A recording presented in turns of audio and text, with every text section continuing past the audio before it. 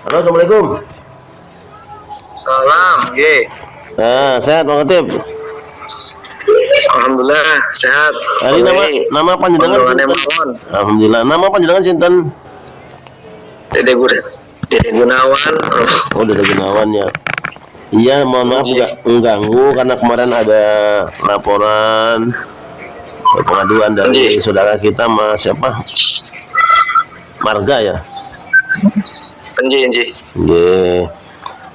Itu sudah panjenengan proses sampai di mana, bantu apa gitu?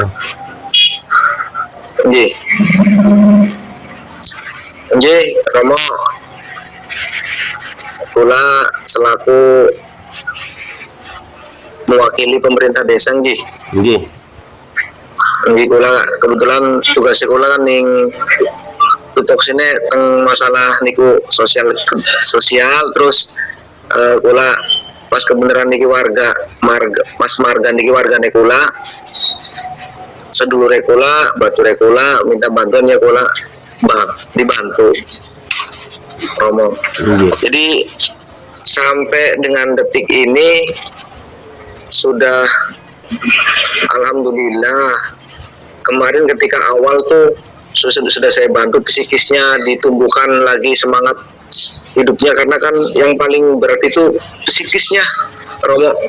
Beliau itu sudah depresi ya Allah. Sudah nggak bisa karena yang nggak habis pikir sama beliau itu pertama beliau itu sudah nabi, bahasanya tuh sudah luar biasa sama Toha tuh. Sudah dikasih tempat, sudah dibikin akun YouTube, akun Facebook yang bisa membuat Toha itu namanya sampai melambung itu karena salah satunya berkat Marga ini. Jadi Habib Toha itu yang selama ini banyak membantu itu justru Kang Marga itu ya? Betul, itu tinggalnya juga di kontrakannya beliau. Oh, punya beliau? Nggak bayar. Masya Allah. Jadi yang membuat Habib Toha itu sampai sebesar ini namanya sampai luar biasa itu salah satu dengan turun tangannya Marga membuat channel YouTube, akun Facebook tuh. Oh, Masya Allah. Yang nyediain pengajiannya, dia kan punya tim hadro, hadronya dari dia. Pokoknya yang si fasilitas full. Ya hitung biaya yang bikin biaya apa namanya biaya hidup majelis taklim dia tuh ya memang dari Kang Marga itu ya. Kalau biaya majelis taklim tuh dari masyarakat. Bukan, maksud saya gini. Maksudnya apa namanya? Sebentar. Halo. Yang mendukung perjuangan lah istilahnya gitu ya. Iya, beliau tuh perjuangan di garda depan lah. Jadi mulai penyediakan tempat itu tinggal di situ nggak ngontrak ya? Ngontrak cuman nggak bayar. Nah iya, ngontrak berarti nggak ngontrak, itu nggak bayar sih. Iya. Itu kontrakan punya Kang Marga? Punya kakaknya. Oh, kakaknya. Tapi yang berjuang mungkin kakak kandung. Oh, Masya Allah. Itu sudah berapa tahun kira-kira Habib Toha bin Yahya tinggal di situ itu, Kang? Udah lama. Romo udah lama. Udah dari mulai udah lama lah, udah lebih dari 5 tahun. Udah lama. Nah itu Kang Marga lapor bahwa istrinya memang dizinahi sama Habib Toha bin Yahya itu ya? Betul. Jadi awal kronologinya dia tuh kan kegiatannya membantu saudaranya jualan di pasar. Kalau berangkat tuh malam, jam 2 sudah berangkat, jam 1 udah berangkat. Ya, pas malam itu berarti malam Rebo Selasa malam Rabu, berarti kalau ke bawahnya Rabu pagi, dini hari sih. Itu mulai ketahuannya gitu Kang, mulai kebongkarnya itu bagaimana? Ini sih, itu ini nih mau diceritakan. Nggak usah. Jadi Kalau hari, Kang Marga udah ngobrol saya, itu panjenengan lah. oh gitu. Oke. Di laporan tentang panjenengan Kang Marga tuh bagaimana gitu ceritanya? Itu sih ceritanya gitu. Dia tuh cerita ke saya pagi jam 4 subuh. Sudah nunggu saya di musola. Musolanya Pak Kuwu. Saya juga kaget pas selesai sholat subuh. Nunggu saya hampir 2 jam ada kayaknya. 5:30 tuh saya selesai sholat. Ada Marga. Intinya dia tuh curhat ke saya, pengen melaporkan istrinya, pengen mencerai istrinya awalnya itu. Terus saya kejadiannya apa, dia cerita. Saya sampai kaget. Kalau mau yai, saya nggak kepercaya awalnya. Kata saya jangan fitnah, bahaya. Dia bilang apa? Kata dianya enggak, saya nggak fitnah, ini saya ada buktinya. Enggak maksudnya mula-mula ngomong bagaimana Kang Marga itu? Iya itu sih awal tuh minta cerai istrinya. Kata saya ceritain dulu beda apa kronologinya kok minta dicerai istrinya. Tuh terus dia cerita bahwa istrinya sudah menyeleweng, sudah bersetubuh dengan Habib Soha. Saya nggak percaya awalnya. Kamu jangan fitnah, kata saya itu. Kalau fitnah nanti bahaya kamu yang kena. Enggak, apa ketip, saya asli ini mas, saya bukan fitnah. Ini saya ada bukti chattingnya dan buka rekaman pengakuannya. Tuh, makanya saya langsung istighfar, ya Allah, astagfirullahaladzim. Saya tenangin dulu si Marganya, biar suruh sabar, biar pokoknya psikisnya biar tenang dulu. Sampai saya bilang, kamu udah sholat belum sholat subuh aja dulu, saya nunggu di sini biar kamu tenang, banyu wudhu dulu. Jadi ceritanya biar dia tenang tuh, karena kan dia emosi jadi nangis, kadang nggak stabil. Tuh makanya tak suruh sholat subuh, selesai subuh sholat, dianya lanjut sama saya. Kata saya, jangan dulu berbuat apa-apa, kamu pikirnya harus tenang dulu. Kamu punya anak enggak? Punya anak 2 Kang, masih kecil-kecil enggak? Masih kecil-kecil. Aduh ya Allah, kasihan pisang. Saya sampai itu, ya Allah, kok tega-teganya sama saya itu. Udah Marga, gini aja, kalau saya bisa kasih solusi, Marga punya keluarga enggak? Enggak punya orang tua Kang, cuma punya kakaknya dikabarin dulu aja. Keluarga biar tahu, nggak apa-apa, sok. Nanti gimana persetujuan keluarga juga harus tahu, soalnya ini bukan masalah kecil, kata saya itu. Kamu jangan tanggung sendiri, ini masalah besar. Terus kakaknya nelpon, Marganya nelpon ke kakaknya, ternyata kakaknya malah justru tambah emosi, dorong, udah dibawa aja ke ranah hukum. Itu udah bejat, udah ini. Sama saya dibikin tenang dulu Marganya. Setelah tenang, dari jam 5:30 sampai jam 8 pagi di musola, terus saya berangkat kerja. Marga suruh tenang dulu di musola, diem, jangan kemana-mana, khawatirnya barangkali dia labil tuh jiwanya. Romoyai, maka saya suruh tenang dulu, diem di musola. Jam 10 saya ditelepon lagi, saya ke musola lagi.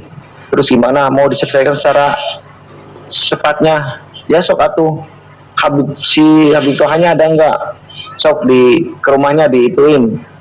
Ternyata Habib Tohanya udah kabur. Istrinya juga ternyata kabur. Oh, istrinya Marga. Istrinya, anaknya ditinggal 2an saja, sendiri ya, 2an saja. Anaknya sambil nangis, kasihan. Istrinya tuh depresi. Chat ke WA ke Marga tuh pengennya bunuh diri aja. Karena udah nggak bisa ngurus anak-anak, nggak bisa jadi istri yang terbaik, malu lah intinya sih. Itu tuh saya sampai dari jam 12, terus Marga pulang, anaknya nangis, jam 4 telepon lagi ke saya datang ke rumahnya lagi, pengen ada itikat baik dari Habib Toha, tapi ternyata dihubungin susah, disuruh ngobrol baik-baik susah. Pas jam 5 sore itu ada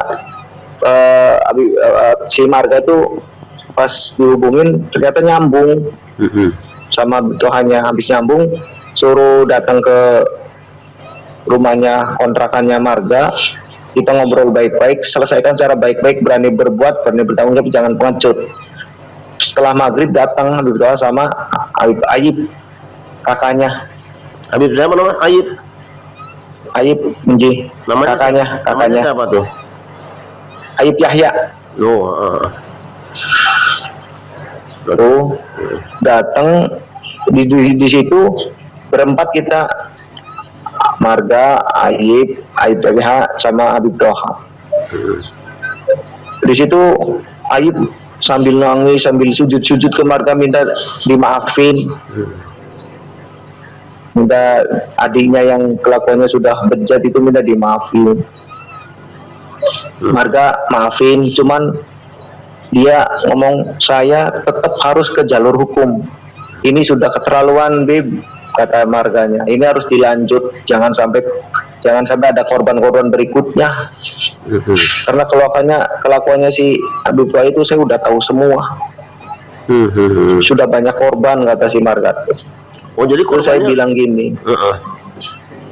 Terus saya bilang gini ke Habib Ayib Yahya, Gib, hampura panjenengan jaluk maaf sampai nyungsep sampai sujud ke Marga itu monggo saja, tapi harusnya yang lebih pantas itu Habib Tohanya pelakunya, jangan panjenengan sendiri, kata saya itu. So, baru di situ Habib Tohanya minta maaf, sujud. tapi tetap sujud, tapi Marganya diangkat sama Marganya, nggak mau Marganya. Marganya nggak mau. Saya nggak butuh kayak gitu. Yang saya butuhkan sampean kudu bertanggung jawab atas perbuatan sampean di ranah hukum, gitu aja Marganya. Ya sampai saya dibawa ke balai desa. Udah kalau kayak gini mah, kata saya, ini sudah bukan jalurnya saya lagi, ini harus jalur ke tupoksinya beda lagi, ada satgas di balai desa tuh. Kita sana aja ke balai desa, biar satgas nanti yang nanganin anaknya seperti apa, terus dibawa ke balai desa, mediasi di situ. Tapi tetap Marga pengennya lanjut aja Romoyai. Tapi ada pihak-pihak yang meminta supaya damai saja. Ada waktu itu Ayib Yahya itu pengennya kira-kira jangan pintu, pengen mohon permohonan ke Marga.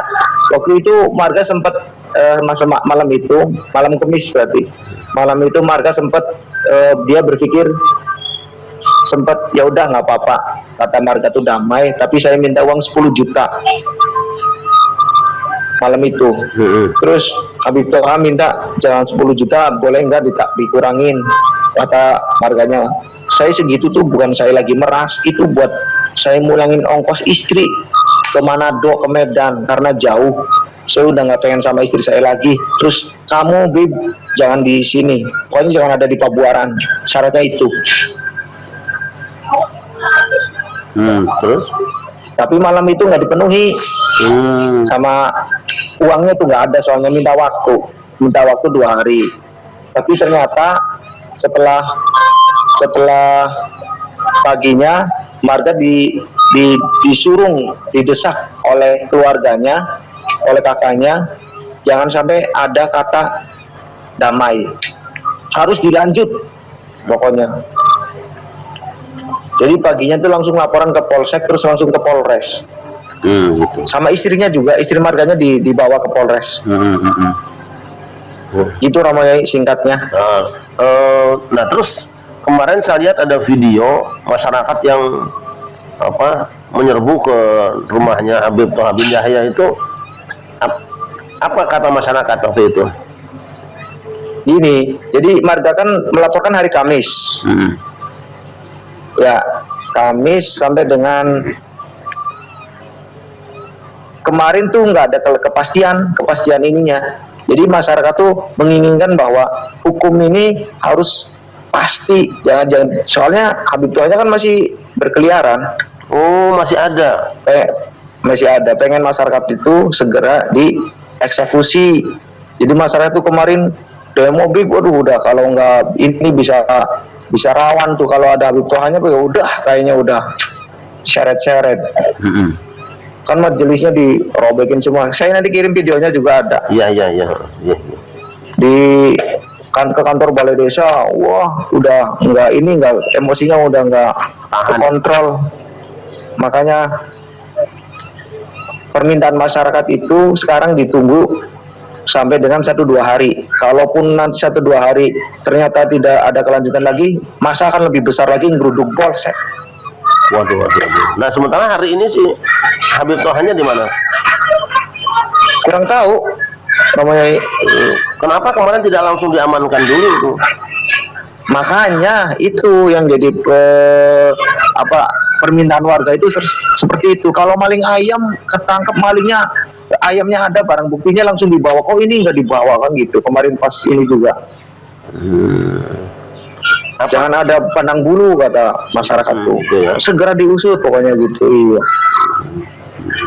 Terus apakah ada tanda-tanda orang yang mempengaruhi aparat keamanan sehingga tidak langsung bertindak?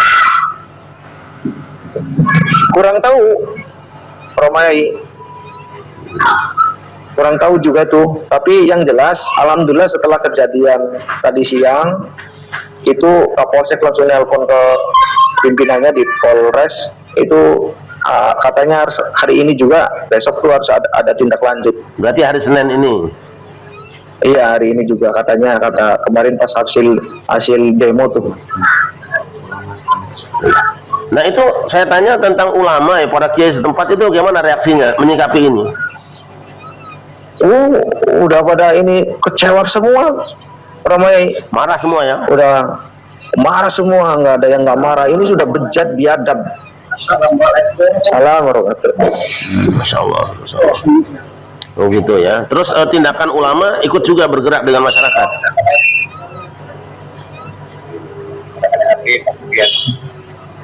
Gimana? Apakah para kiai, para ulama ikut bergerak juga dengan masyarakat itu?